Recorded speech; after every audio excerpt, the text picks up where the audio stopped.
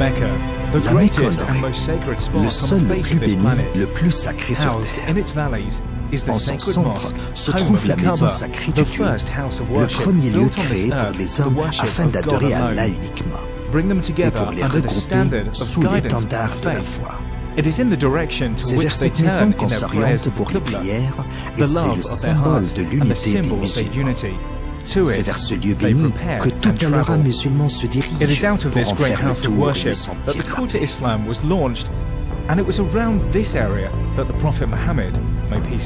C'est de ce lieu sublime qu'a été lancé le message de l'islam et autour de lui ont été évoqués les épisodes de la vie du prophète.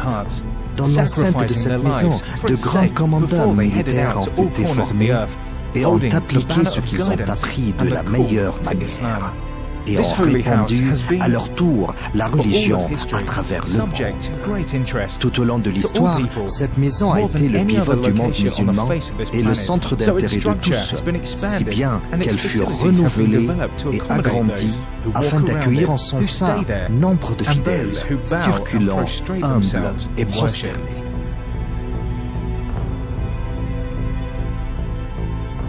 On se trouve devant les minarets de la maison sacrée de la Mecque, dont la plus grande extension historique subit pour cette mosquée grâce au roi serviteur des deux mosquées sacrées honorées, dont cette partie qui a été étendue. Et observons maintenant la mosquée de loin, nous pouvons bien repérer la partie qui a été étendue dans sa forme actuelle. Et revenons à la superficie originelle de cette maison sacrée, de la Kaaba honorée et du Haram, le territoire qui entoure la Kaaba.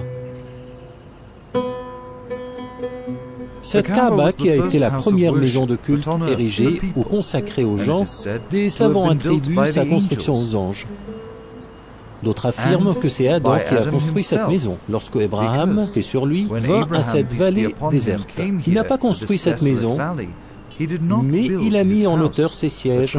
Allah a dit dans son livre saint, « Et quand Abraham éleva les assises de la maison ».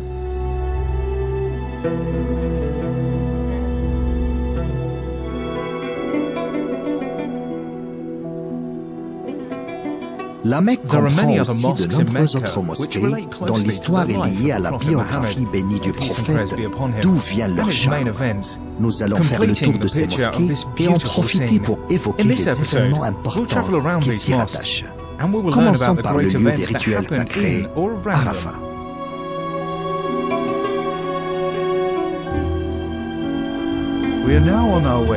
Nous nous dirigeons maintenant vers un lieu très important parmi les lieux nécessaires à l'accomplissement des rites sacrés. Dans quelques instants, nous arriverons à Arafat. Le pèlerinage se consiste d'Arafat, Muzdalifa, Mina et de la Mecque honorée.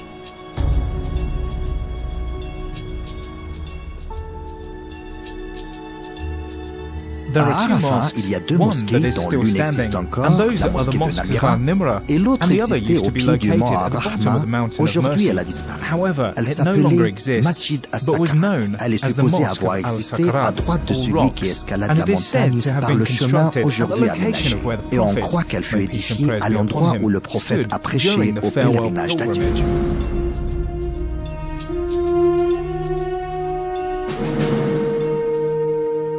Il nous est difficile d'évaluer la superficie exacte de cet endroit, car il est très vaste et a subi plusieurs transformations et plusieurs rochers ont été dégagés et la géographie de l'endroit a complètement changé. Mais ce dont nous sommes certains, c'est que quelque part au pied de cette montagne se trouvaient des rochers et à côté se situait une mosquée nommée Mosquée El-Sakharat, et c'est l'endroit où le prophète, paix et salut sur lui, avait décidé de faire halte. Poursuivons notre tournée vers un autre site.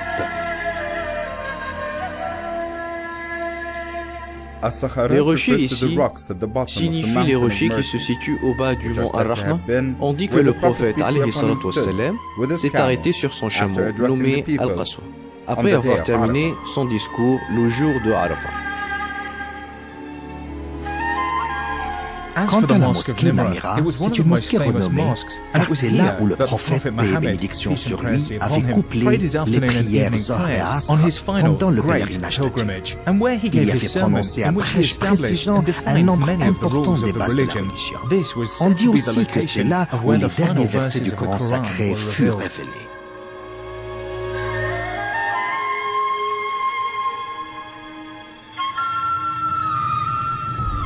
La mosquée que nous voyons maintenant, c'est la mosquée Namira. La prière n'est pratiquée dans cette mosquée que le jour de Arafat. Bien que cette mosquée est gigantesque et que sa superficie atteigne 110 000 mètres carrés, c'est dans cette mosquée que le prophète, paix et salut sur lui, avait prononcé le discours de Arafat. Après qu'il s'est arrêté sur le mont Rahma, il prononça son discours pour tous les musulmans dans cet endroit.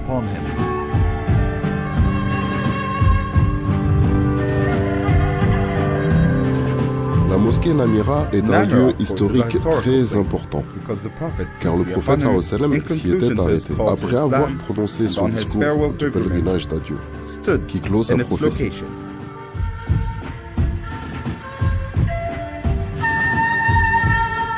Après avoir accompli le pilier essentiel du pèlerinage, qui est la visite d'Arafat, le prophète, paix et bénédiction sur lui, partit à Muzdalifa.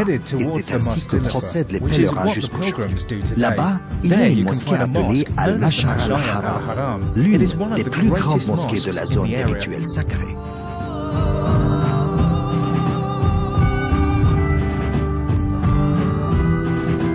Nous sommes en route vers Muzdalifa. Les pèlerins se dirigent d'abord vers Arafat, puis Muzdalifa, puis Meque. À Muzdalifa se trouve une mosquée très grandiose, ayant une histoire très importante et qui a joué un rôle très important. Il est utile de faire un rappel que ces mosquées dont nous avons parlé, Mina, Al-Mash'ar al-Haram à Muzdalifa et la mosquée Al-Khaïfa,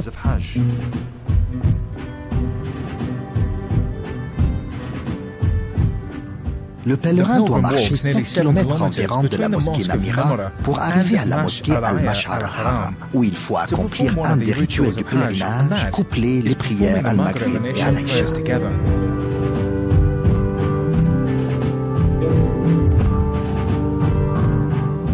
Nous sommes en ce moment à Muzdalifa, et c'est un endroit à mi-chemin entre Mina et Arafat. Arafat par ici et Mina par là.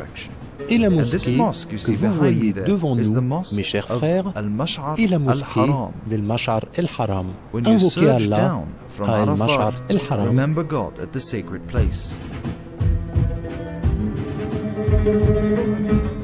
Al-Mash'ar al-Haram a été cité dans le Coran. C'est l'endroit où l'on prie à Muzdalifa. Après que le prophète passe la nuit à Muzdalifa, il prie à Al-Fajr là-bas et invoque Allah. À cet endroit fut construite la mosquée.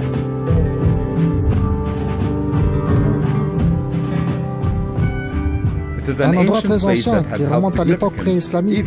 Un endroit traversé par les pèlerins. Pourquoi ce nom Muzdalifa?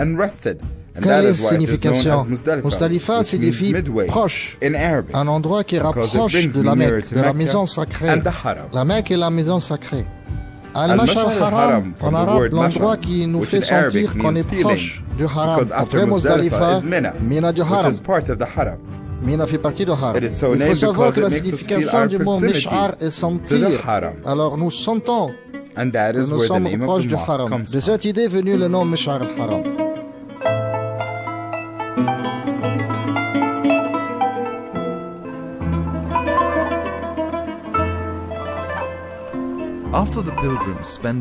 Après que les pèlerins passent leur nuit à Muzdalifa, puis accomplissent la prière du Fajr dans cette mosquée, et au lever du soleil, les pèlerins commencent à se diriger vers Mina après s'être arrêtés à Al-Mash'ar al-Haram.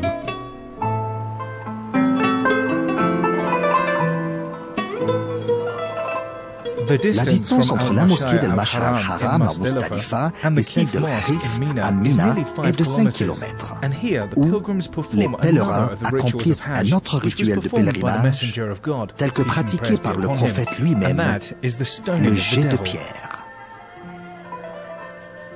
La mosquée Khaïf se trouve dans la vallée sud de la montagne de Mina, près de la petite stèle. Le prophète, paix et bénédiction sur lui, avait prié dans cette mosquée aussi.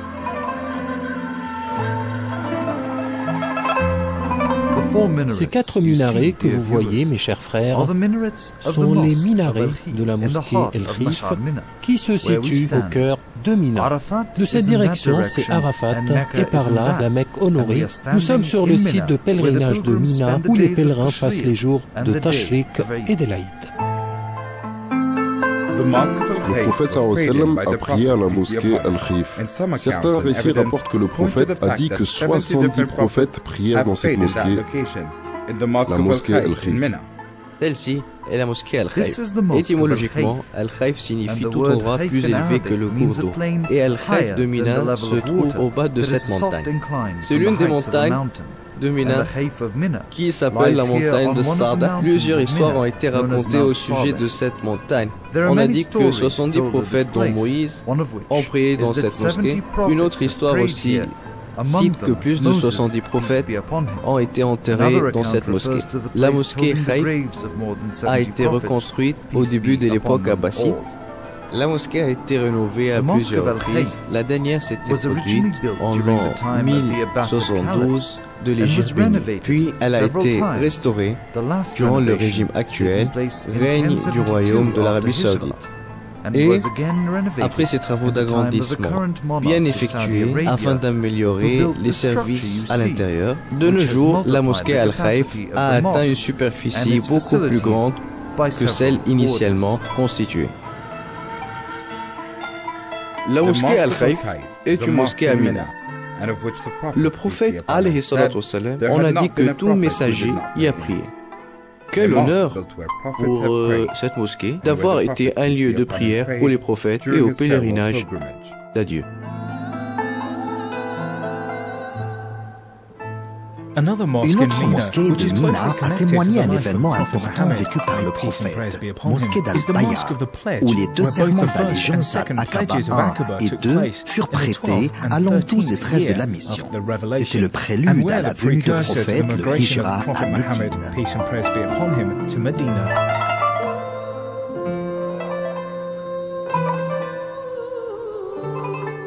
The Bayah Mosque commemorates one of the greatest events in history. And the fact that it survived for this long is also noteworthy. Il est surprenant de constater que cette mosquée existe encore avec les traces de la construction ottomane.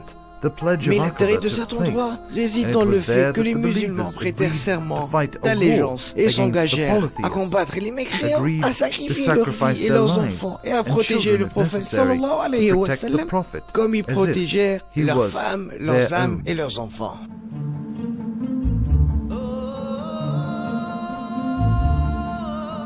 À la Mecque même se trouvent beaucoup de mosquées qui sont liées à la vie du prophète. La première est liée au commencement de la révélation au prophète, paix et bénédiction sur lui.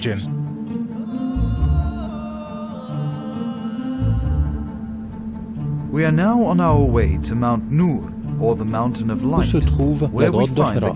Dans cette montagne, au pied de cette montagne, le prophète, paix et salut sur lui, venait invoquer Allah avant la révélation. Il y emmenait avec lui Khadija bint Khuwaylid, qu'Allah soit satisfait d'elle, alors qu'elle s'asseyait au pied de la montagne, ainsi que ses servants et le reste de la famille, afin de s'occuper du prophète Mohammed, paix et salut sur lui, jusqu'au début de la révélation et l'arrivée de Gabriel. Et c'est là, à cet endroit, que fut construite la mosquée de Khadija, en hommage à sa personne et à sa présence dans cet endroit.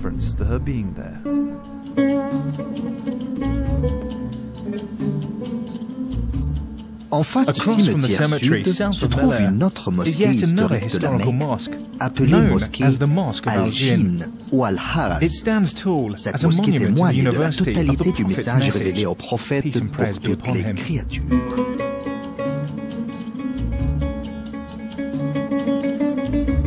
Tout le monde connaît le premier verset de la sourate Al-Jinn, signalant que les djinns entendent le Coran. Certains disent que c'est la mosquée des djinns et que c'est l'endroit où le prophète sallallahu alayhi wa sallam fit sa rencontre avec les djinns. À l'extrémité de la Mecque se trouve une mosquée à environ 25 km de la maison sacrée qui a été témoin du retour du prophète à la Mecque 6 ans seulement après l'avoir quitté pour Médine. Il s'agit de la mosquée Hudaybiya où eut lieu le serment d'allégeance Ridwan. Cette mosquée possède une histoire importante. Elle fut construite là où fut signé le traité de paix de Hudaybiyah. Lorsque le prophète, paix et salut sur lui, voulut accomplir la Umrah et que Quraysh l'empêcha, alors il signa avec eux le pacte de Hudaybiyah, ce pacte qui résulta à la conquête de la Mecque. Nous sommes maintenant en train de traverser cette région liée à cet événement, afin d'atteindre le lieu du pacte de Hudaybiyah et pour atteindre la mosquée Hudaybiyah. La mosquée Hudaybiyah se trouve à l'ouest de la Mecque, à la région de Tunisie, et c'est l'endroit où l'armée musulmane avait campé pendant les négociations avec Quraysh.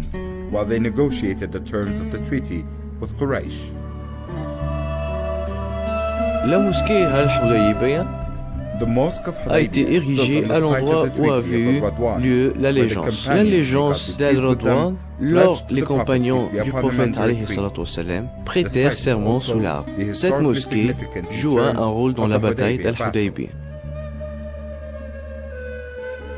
La mosquée d'Al-Hudaybiyah est liée à l'allégeance d'Al-Ridwan et de la Hudaybiyah elle-même. Elle évoque des souvenirs sublimes chez les musulmans et leur rappelle un succès retentissant.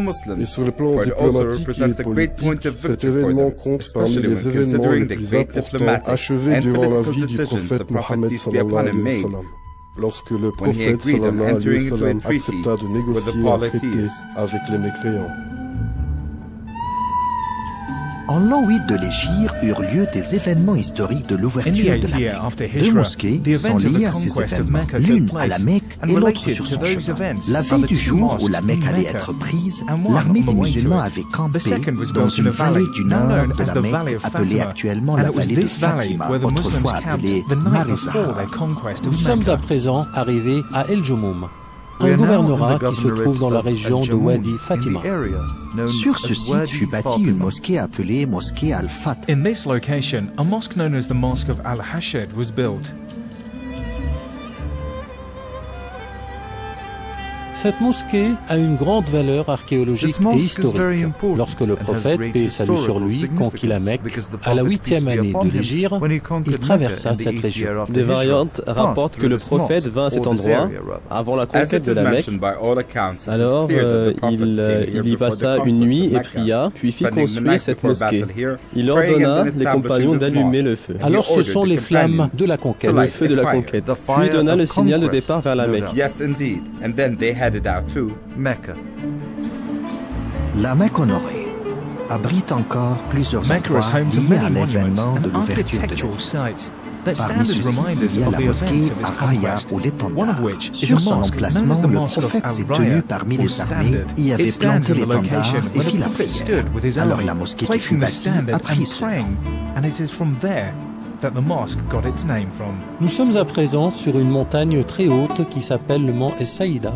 Si nous empruntons ces routes que vous voyez là, nous arriverons à une mosquée très importante, la mosquée Raya, qui est liée à la conquête de la Mecque lorsque le prophète, paix et salut sur lui, y planta son étendard.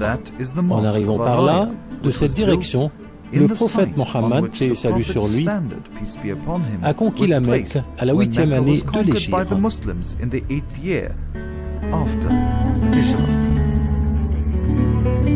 Lorsque le prophète vint, sallallahu alayhi wa sallam, quand Quraysh viola le pacte d'Al-Hudaybiyah entre Khuza'a et Bakr, le prophète sallallahu alayhi wa sallam vint pour conquérir la Mecque. On dit que c'est à cet endroit qu'il plantait sallallahu alayhi wa sallam son étendard.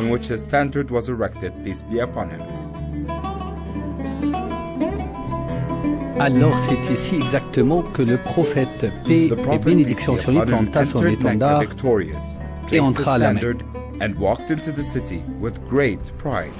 Cette mosquée que vous voyez derrière moi est la mosquée Raya, qui est très étroitement liée à l'histoire de la conquête de la Mecque. Elle est l'une des plus importantes mosquées mentionnées dans la biographie du prophète, et salut sur lui. Comme vous le voyez, cette mosquée n'est qu'à 1 kilomètre environ de la mosquée sacrée.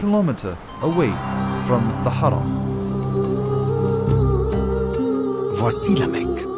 Et voici ces grandes mosquées historiques ayant donc une histoire étroitement liée à la vie du prophète et où étaient dessinés les traits de la constitution de cette nation. Elles demeureront un témoignage éternel et un souvenir inoubliable de ces événements grandioses.